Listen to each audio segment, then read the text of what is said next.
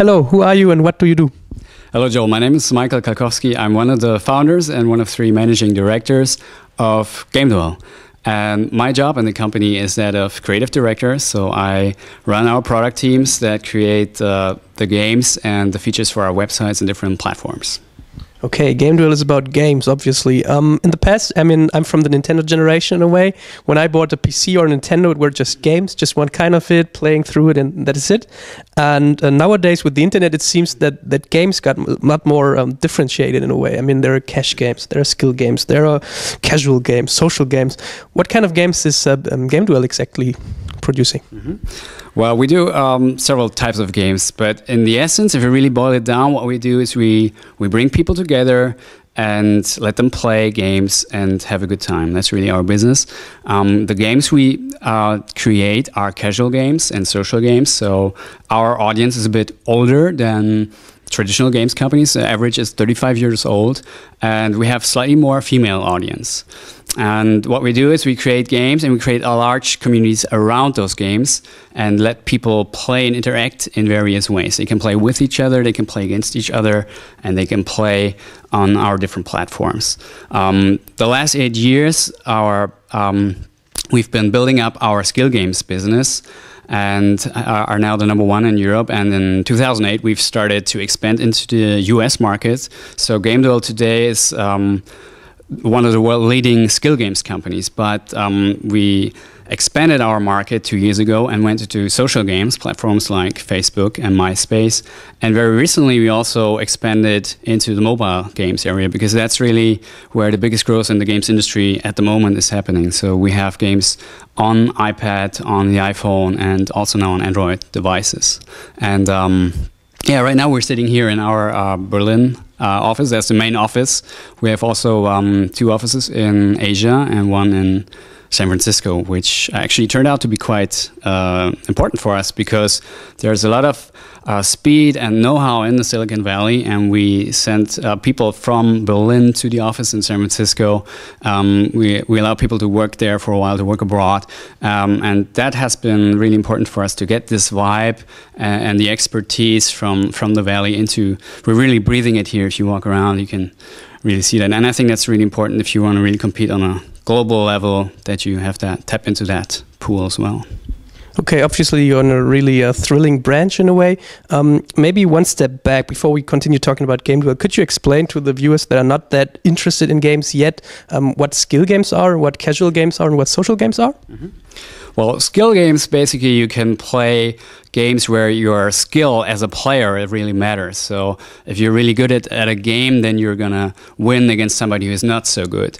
On our platform, people can do that and compete really with other people in, we call it duels. So you can play, for example, in a solitaire game, and then you get a certain score, and then you play against somebody else or a group of people in a tournament, and then you compete against their scores. Social games, on the other hand, I mean, our games are also very social because you always play with other people, but the recent advance of social games probably comes more from social networks. So initially, people were talking about social games are games on social networks.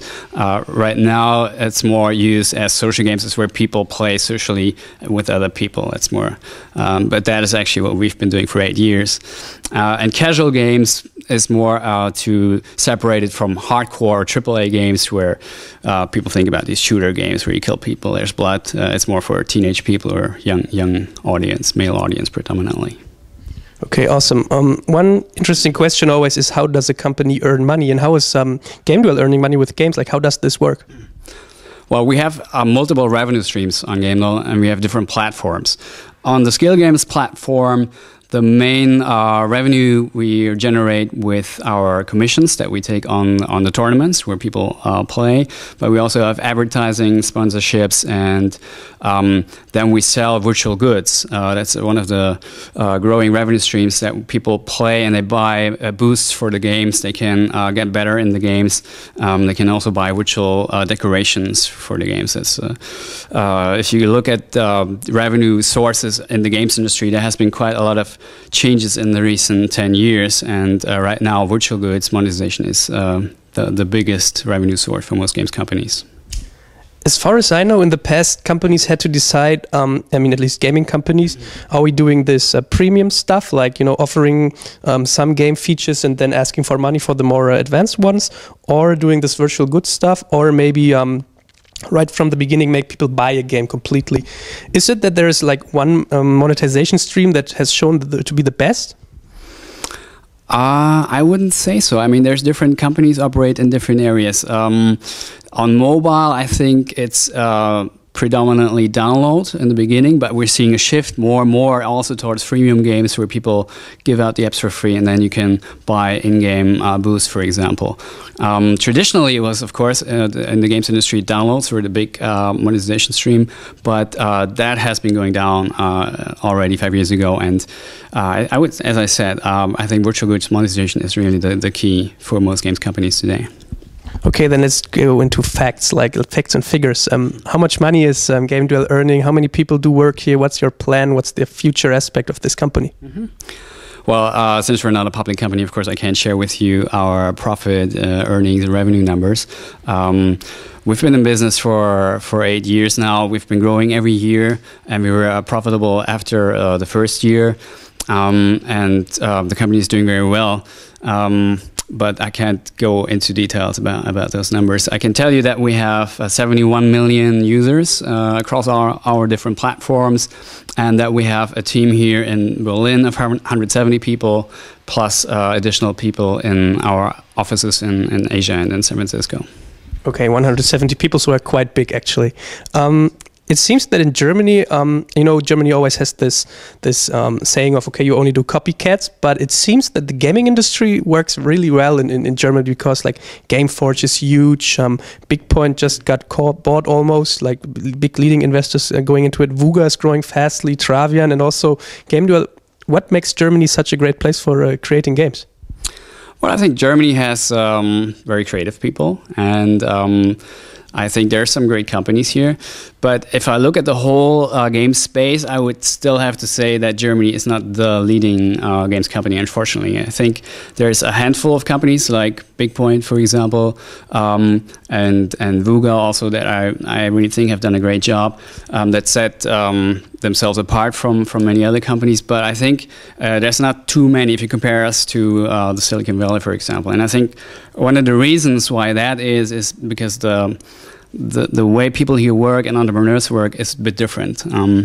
I've been in this business for 12 years as an entrepreneur. Maybe I give you a little bit of my background. I came from Cologne, and in 1999 I came to Berlin for a weekend to visit the Zamba brothers, who were at that point they had founded Alando, which was then bought by eBay. And I visited their office. There were just 10 people at that point in Kreuzberg in an office. So, and the internet was really picking up here in Berlin into the late 90s. So we were quite inspired by all that, and we decided to quit our jobs, quit our girlfriends, and then move over here, found a company. My first company was DoYou, which I founded in 1999, got a lot of money, did a lot of marketing, made a lot of mistakes. And when I founded my second company, Gameduell, in 2003, we really wanted to do something better and get learn from all these mistakes and all the experience we had done. And we really wanted to create a company where the culture is different, where people have this, where they come to work and love it, really love the place. And if you walk around our company, and we get visitors here, and they always say, "Wow, you have this vibe here. It's like, how do you do this? What is the difference?" And I think that's exactly the difference, because if you look at startups, most startups fail for running out of money. That's the number one reason why startups fail. But I think it's not really the real reason. The real reason, the more fundamental reason, is that they have a problem in their teams and in their culture, in their values. And if you look at what are the most successful companies in the world, in the internet, in the games industry, but also other internet industries, they always have some special culture. They have very good set of values, very strong set of values, and that makes the difference. That makes the magic happen. If you go through the teams, we work a lot of Scrum teams here, and people get a lot of responsibilities. They get we have very low hierarchies and this very cooperative style. And that's really what I don't know if you've read this book by Dave Logan that he wrote in 2000. It's called Tribal Leadership. It's really great. I can really recommend that book. It's exactly about that topic, where he talks about the different cultures in organizations and how that impacts their performance. And what he says that unfortunately most companies today and many startups have what they call stage 3 culture, which is I'm great, but you're not. And this is a star culture where people really do this backstabbing, and it's like thinking about their own success only. And these cultures are not very successful. Stage 4 culture, on the other hand, is the we culture. The team is very important, and people cooperate much more across it. Everything is networked. And we've been building such a culture here at Gameduell from early on, where the team is really important, and we give the team a lot of responsibility and work very positive way together. And I think that makes all the difference. So that's the number one reason. For some other companies like Vuga, for example, I think they're successful for the same reason that we are also successful in our product. It's the lean startup approach. You do a lot of user testing, you permanently do A/B testing, and you create great user experience. I think that's the second thing that you need to do to be successful: culture, and then this user-centered approach. Okay, cool. Let's talk for a second about your job. I mean, it's true, coming into the Gameduell office, it's pretty, colorful. Like you're having Tetris stones as your couches, and ping pong tables, and a billiard table, and all this stuff. What does your job look like? I mean, is it that you're some kind of architect of this company when it comes down to the question, like, how do I motivate people, or is it only product, or a mixture of it? Like, what does your day look like? Well, I always say I have one of the best jobs in the world, because my job is to make millions of people smile every day, because we create the games that people play and they have a great time. Today, my job is really a lot about culture. I would say we as a management team spend about 30-40% of our time with the team, looking at the culture and setting the processes, and also recruiting, because we've been growing year over year. Right now, I think we have 30 open positions. So we're looking like product managers, graphic designers, Java developers, you name it. We want them all, and it's really a big challenge for us because of our strong culture. We get about 50 applications, I think, a week. And we have to turn most of them down, because even if they fit in terms of skill and competence, professional competence, then we get them in here, we get them for a whole day to sit with the team, to do sessions, brainstormings, and then the team goes to lunch, and about 10 people see them, each candidate. And then the team actually decides if they get hired or not. It's not really my decision. And most of them, we turn them down because they don't fit to the culture. So I spend a lot of time on recruiting and making sure that the people that we have are really in the culture, and to keep that. Because you permanently, as you grow the company larger and larger, you have to really focus more and more on that aspect. And that's, I think, one of the reasons why we at 170 people still have this vibe here, this positive vibe, because it really takes permanent, constant attention to that. But it pays off, because if you look at how long the people stay here, they stay much longer at our company, and they have much more fun here, working here. And most of the people that we get, actually, they are recommended from our team members, because they say, hey, I have this friend, and then they come work here as well. Are there mistakes you would like to change now? Oh yeah, I mean, hopefully I make a lot of mistakes every day in my life, because I think making mistakes is one of the best ways to learn.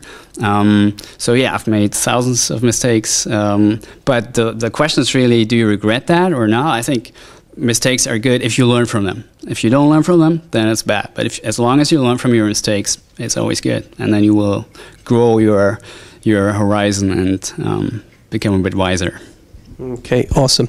Let's step back maybe to these two trend topics, social and mobile.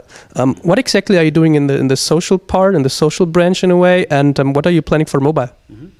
Well, the social part, we're very active on Facebook, and primarily as the social networks. And there we have our games. We take our games that we already have on our existing platforms and port them over to Facebook, and then adapt them slightly to the Facebook environment to use a social graph. But we use it primarily as our marketing channel. So we get the users to our existing platforms because the user values are much higher on our platforms than on social networks. Mobile, on the other hand, we see it really as the key growth area in the whole games industry at the moment. So we're building a lot of games on mobile platforms, especially iPhone, but I think Android is now has overtaken the iPhone, or will in a few weeks. So that's going to be very big too for us. And really where the magic then comes in for us is to connect all these different platforms and become a cross-platform games company, because that's really where there's no company yet in the world that has really the expertise in that space. And I think that's the company that really gets that first is going to be a big winner. And that's really what we are working on right now, to become the leading cross-platform company in the game space. Okay, interesting. So my last questions would have been on future trends and plans and ambitions. So obviously you said from a company perspective you want to be a cross-platform player, but you personally, like, what's your goal? What will you achieve in the next 2 to 5 years? Will you stay here, by the way, or will you sell Gameduell? No, I mean, for me, it's like my dream is to create great teams and great systems and great companies. So that's why I'm an entrepreneur in the first place. I was never an entrepreneur to make money or anything. For me, it was more that I didn't want to work in companies, but create my own company that I can influence how the culture is and how the people are. It's like a big family. So for me, this is, I think, the best thing that can happen to me, to be here. It's like, I remember Michael Dell, they asked him that question at one of the commencement speeches, I think, for an MBA program in Stanford. And somebody asked, so why are you not sitting on the yacht in the Bahamas? Why are you still working in your company? And he said, you know what? They should take away your MBA right now, because you have absolutely no clue what it's all about. Because this is actually what I'm doing is the most fun, is whatever I've been dreaming about in my whole life. So why would I give that up and sit on a stupid boat somewhere in the Caribbean or somewhere? So for me, I mean, it's amazing. Every day is still amazing for me. We get to, as you grow, of course, your company, you get to work with very exciting people. Now we have an office in Silicon Valley. We meet really the people that shape the industry and the internet business. You meet other entrepreneurs. It's like such an amazing ride. You never want to stop that, and just keep on growing. I think growth is a driver that creates passion in people and really makes people happy. And that's really my goal for the next years, is to grow more and more and more and have fun along the way with great people. Okay, an amazing ride. He doesn't want to stop. Great, then. Thanks a lot for the interview, and of course, good luck with that. All right, thank you.